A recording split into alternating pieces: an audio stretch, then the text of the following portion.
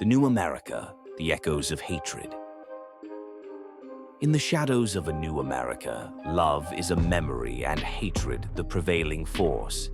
This is a place where the familiar faces you once trusted can become your worst nightmares overnight. What if the very hands that once offered friendship now reach out in cruelty? What if the safety of your home is shattered, not by the supernatural, but by the dark turn of society itself? Welcome to Sever, where the horror is real, the terror is tangible, and the fear is justified. Julio, a Mexican immigrant who has lived legally in America for a decade, becomes a target in the new America, where his ethnicity makes him a victim of brutal hatred. As the country he once loved turns against him, Julio experiences unimaginable cruelty at the hands of those he once called friends.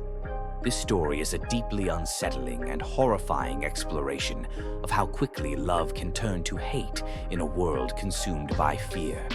The echoes of hatred. For 10 years, I called this country home. 10 years of working hard, building a life, and trying to fit into a place that wasn't mine by birth, but had become mine by choice.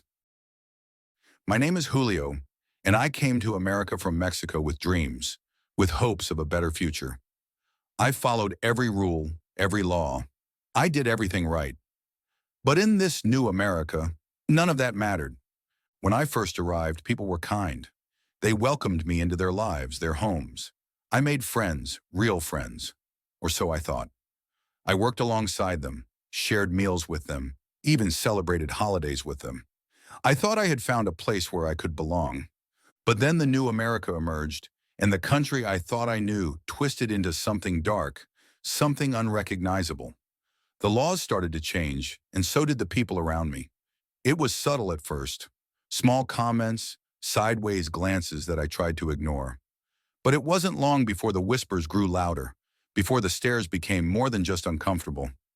I remember the first time it happened clearly. I was at the grocery store picking up some things for dinner when I heard someone behind me mutter, "They should have sent you back when they had the chance." I turned around, surprised, only to see a man I recognized, someone I had worked with for years. He didn't meet my eyes.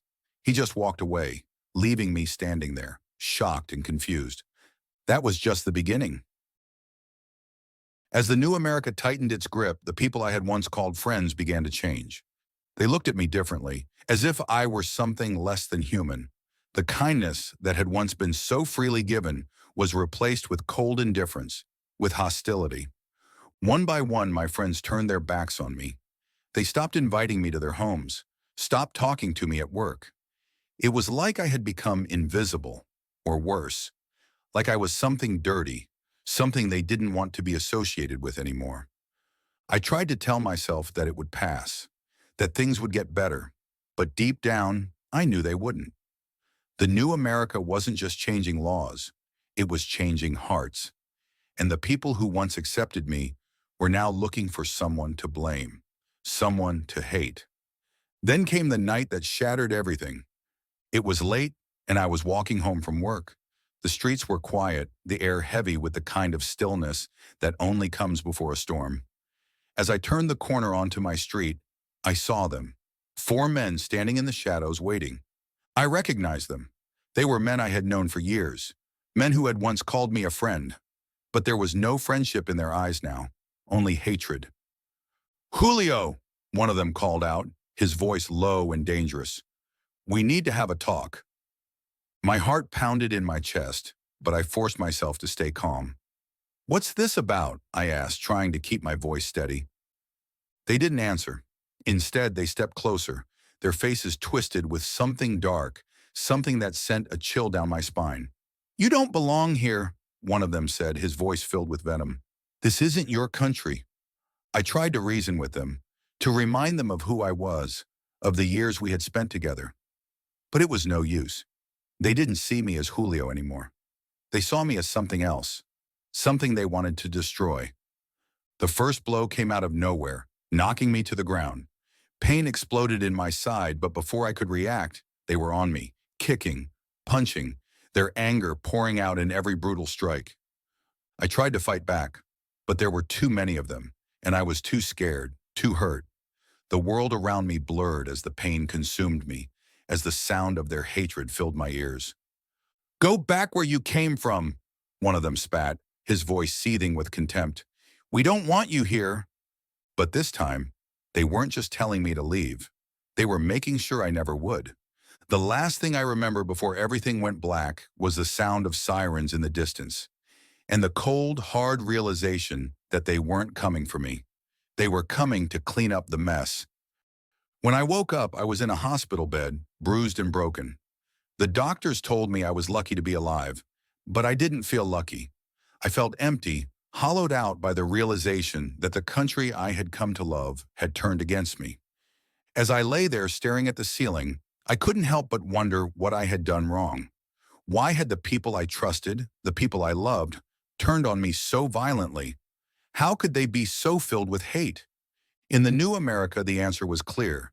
It didn't matter who you were, what you had done, or how much you had given. All that mattered was what you looked like, where you came from. I tried to hold on to the hope that things would get better, that this was just a nightmare I would wake up from. But as the days passed, I realized that the nightmare was real, and it wasn't going to end. The new America had no place for people like me, and now neither did the people I had once called friends. As I stared out the window of my hospital room, watching the world go on without me, I knew that I could never go back to the life I had known. The new America had taken everything from me, my friends, my safety, my sense of belonging. And now all that was left was the fear. Because in the new America, there was no escape from the hatred, there was no refuge from the violence, and there was no future for people like me. Julio's story is just one of many in this new, terrifying America. A land where fear masquerades as law and hatred disguises itself as justice. But remember, the horror you've just witnessed isn't confined to the screen. It's the reflection of our darkest societal fears, the embodiment of what could be if we let the shadows of our history consume the light of our future. In a world like this, are any of us truly safe? This is Sever, where every story is a warning, every fear a reality, and every ending a beginning. If this story left you questioning, reflecting, or just downright unsettled, then you're in the right place. Hit that like button and subscribe for more stories that dive deep into the darkest corners of reality. Don't miss a beat. Join us as we unravel the horrors that might be closer than you think.